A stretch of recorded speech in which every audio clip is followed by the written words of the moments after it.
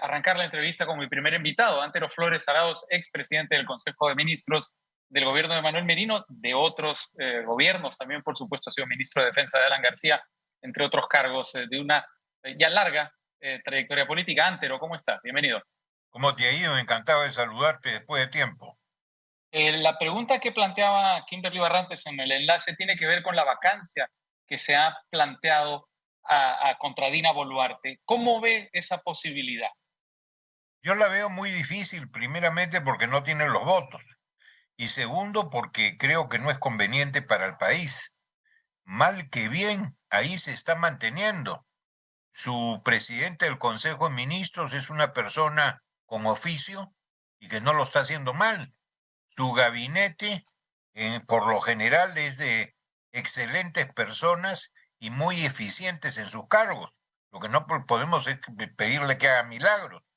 Y por otro lado, en el aspecto político, el adelantar las elecciones, ¿qué significa?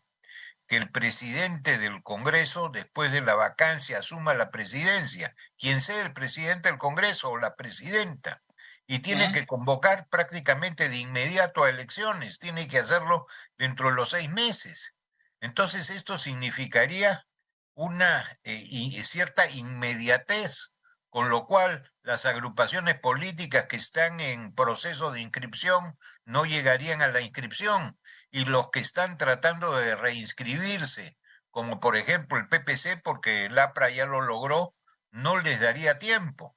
Y por Ujú. otro lado, también Acción Popular requiere hacer una reingeniería, porque lo que hemos visto de Acción Popular en el Parlamento realmente es una vergüenza.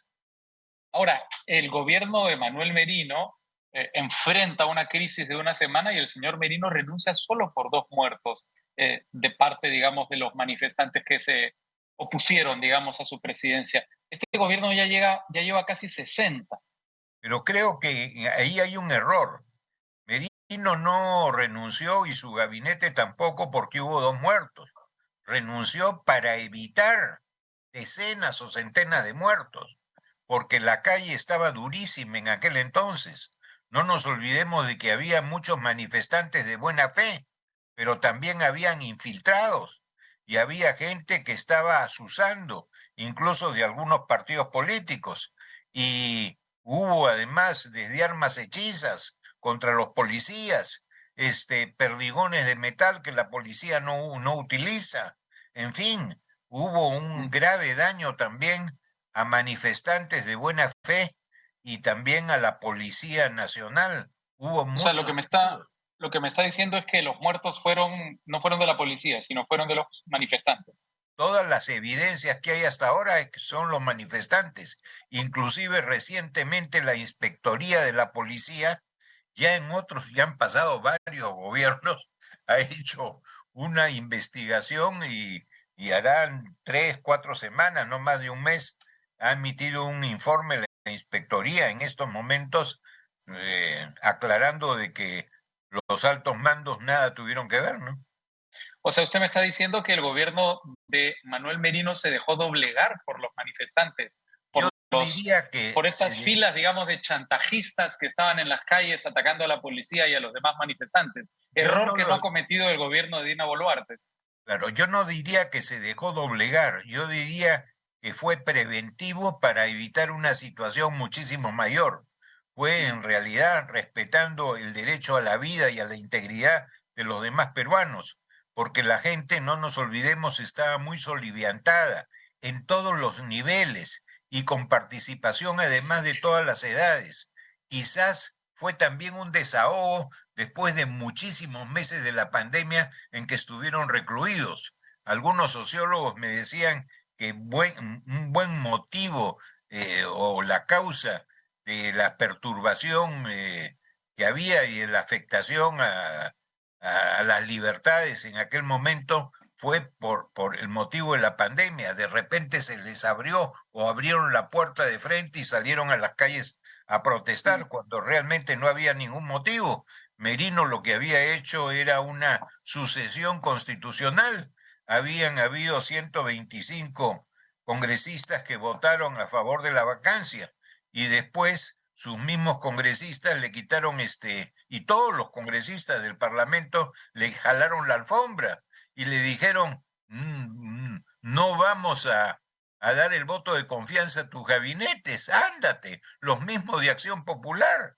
Realmente Sí, todo lo que pasó en esos días, Raúl, fue de locos. pero una cosa que no termino de entender en la argumentación que está planteando es la debilidad de Merino. Es decir, si Merino era un hombre firme que creía en su autoridad, ¿por qué no impuso el principio de autoridad en esos momentos y se quedó en la presidencia? Porque te lo digo preventivamente para evitar daños mayores. ¿Sí? Realmente fue un patriota en evitar consecuencias más graves O que sea, pudo que suceder. Dina Boluarte debió renunciar al segundo muerto también. No es que debió renunciar, yo insisto, no renunció por los dos muertos, renunció para evitar más muertes. Por eso digo, debió renunciar al segundo muerto para evitar 58 muertos más. No sé, la situación de esas manifestaciones contra la señora Boluarte no llegaban ni a la 10ª parte de lo que fueron las de Merino, ¿no? En Lima, en el resto del país eran multitudinarias, ¿no? Sí, en algunos lugares, por lo menos. Ahora, digamos, parte de la argumentación para que Dina Boluarte no abandone la presidencia tiene que ver justamente con el Foro Madrid, que es uno de los temas que vamos a tratar. Eh, que lo que está planteando es que Perú es uno de los pocos enclaves que quedan en la región que no han sido dominados por la izquierda continental.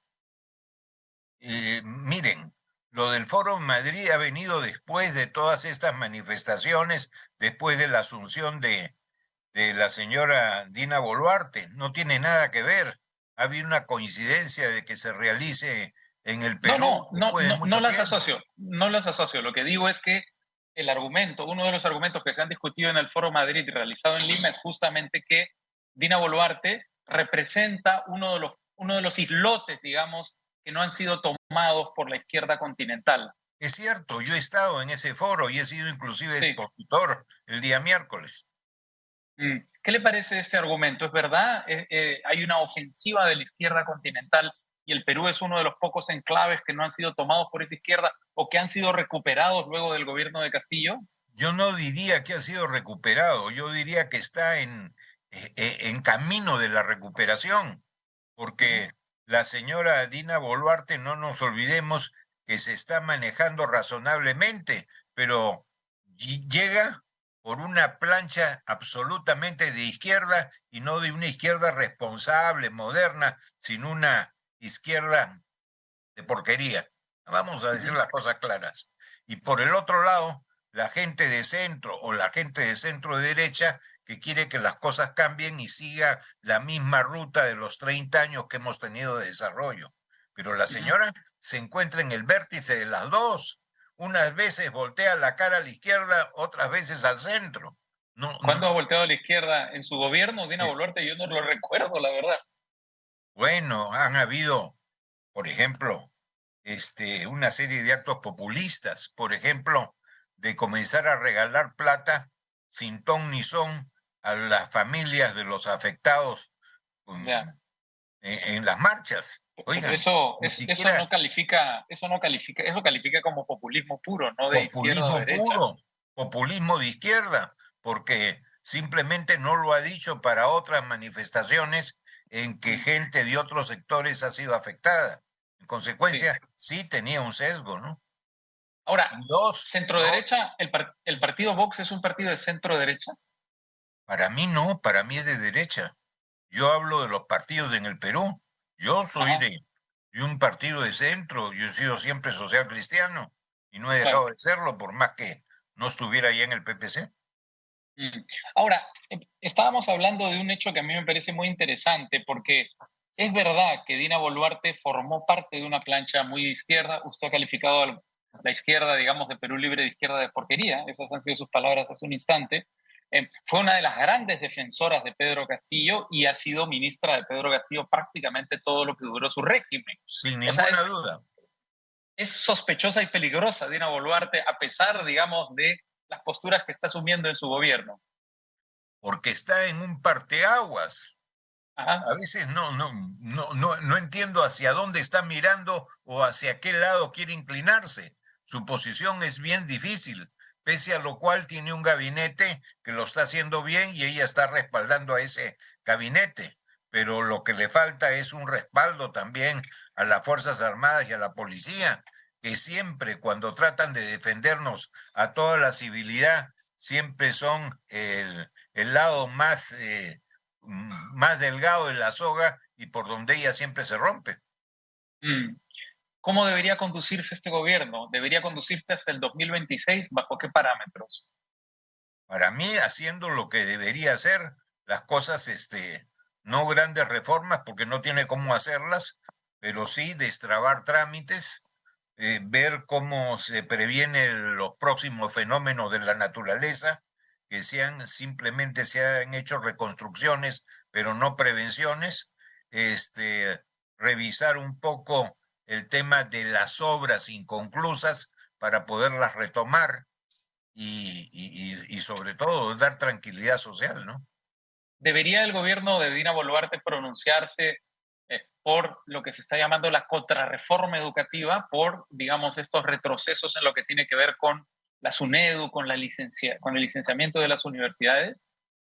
Yo no veo, la verdad, dónde está ese retroceso, porque la SUNEDU, estudio abogado de varias universidades y, y hemos estado en el tema. La SUNEDU eran prácticamente funcionarios nombrados por el Ministerio de Educación. Hoy día van a tener representaciones de diversos sectores.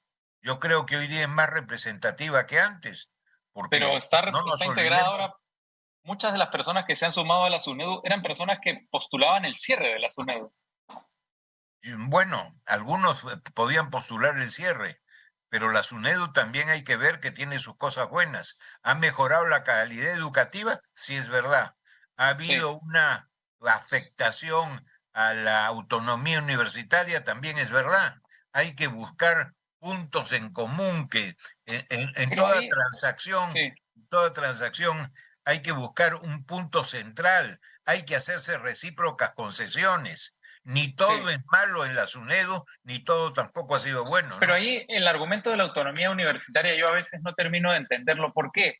Porque los derechos en el Perú, y eso cualquier abogado lo sabe, y en cualquier, digamos, sistema democrático, no son ilimitados. Por ejemplo, nuestra libertad tiene límites, están establecidos por la ley. La ley establece límites para nuestros derechos, algunos tan importantes como la libertad, ¿verdad? Lo mismo pasa con la autonomía universitaria. La autonomía universitaria no es un derecho absoluto. El gobierno puede legislar, por ejemplo, buscando una mejora de la calidad universitaria y evitar que las universidades como las que existieron y probablemente vuelvan a existir en nuestro país estafen a los padres y a los alumnos. Por eso les decía que hay que hacerse recíprocas concesiones para llegar a justos medios. Yo no soy de los que dicen que hay que cerrar SUNEDU. No, Mm, tiene sus cosas buenas. Hay que buscar cómo, manteniendo la autonomía relativa, como usted dice, universitaria, ver que haya calidad universitaria, porque nadie quiere tampoco universidades de claro, paquetilla, ¿no? pero ¿cuál Eh, tendría que ser la concesión de la SUNEDU? Si la SUNEDU está aspirando a tampoco está aspirando a la excelencia universitaria, a condiciones mínimas, digamos, educativas. Porque tiene que comenzarse con lo mínimo para llegarse a lo máximo. El Sí, proceso, el proceso para la reforma universitaria o para lograr una calidad óptima universitaria es progresiva, no es de la noche a la mañana, es sí, para irla mejorando de año en año, como ha sí, sucedido con las buenas universidades del Perú, que se iniciaron muy chiquitas, hoy día son más grandes, que se iniciaron con profesores de relativa solvencia, hoy tienen gran solvencia, ha sido todo un proceso. Entonces sí, no podemos pretender que porque hay una entidad que se ocupe de la calidad universitaria, va a cambiar ello de la noche a la mañana como si fuera milagroso. No es milagroso, hay que mm, trabajarlo, pero trabajarlo también con justicia, porque no era sí, justo, por ejemplo, y en esto de las normas sacadas del Poder Ejecutivo, que hubiera una posibilidad, una segunda posibilidad de licenciamiento para las universidades públicas no licenciadas, pero no para las privadas. ¿Por qué la diferencia? si las situaciones son similares. Mm. Muy bien. Hay un tema final que no podía dejar de tocar, Antero, porque tú estuviste en medio de la polémica cuando eras ministro de Defensa del gobierno de Alan García y el gobierno alemán propuso donar $1 millón para la creación del lugar de la memoria, el Museo de la Memoria se decía en esa época, y $1 millón más para sostenerlo durante 10 años. No recuerdo si eran dólares o euros. Y esta semana ha sido clausurado el lugar de la memoria. ¿Qué te parece esa clausura? Yo no estoy de acuerdo. Las motivaciones de la clausura del lugar de la memoria, si se aplica a todos, tendrían que clausurar 3/4 partes de Miraflores. Mm. Yo no estoy de acuerdo. Yo creo que siempre al administrado hay que llamarle la atención. Hay que comenzar con esa papeleta que se llama verde. Anticipo que vas a tener una sanción si es que esta preventiva no la sigas. Me parece francamente muy duro e injusto. ¿Es un abuso de derecho? Yo no diría derecho, yo diría simplemente de una norma. Caballazo. ¿Ah? Caballazo directamente. Por eso yo no lo veo derecho, ¿no? Ahora, sí creo que en el Museo de la Memoria, perdón, en el lugar de la memoria, que todas las fotografías que hay son legítimas, todas las filmaciones que hay son reales. El problema es en las leyendas que les ponen. Entonces son unas leyendas bastante sesgadas, por lo que yo cuando estuve en el sector de prensa proponía, después no lo hicieron, que hubiera también un sector en que la Fuerza Armada y Policía pudieran dar su versión sobre los hechos y con las leyendas que ellos creyeran, para que el público, el ciudadano común y corriente, pudiera definir dónde estaba la verdad, ¿no? Entiendo que las Fuerzas Armadas tienen un museo, quizá deberían abrirlo, ¿no? No sé dónde está, primera noticia. Sí, bueno, en todo caso, ha sido un gusto, como siempre, conversar contigo, Antero, después de buenos años, como lo dijiste. Lo mismo, lo mismo. Y un fuerte abrazo. Un gran saludo. Hasta pronto.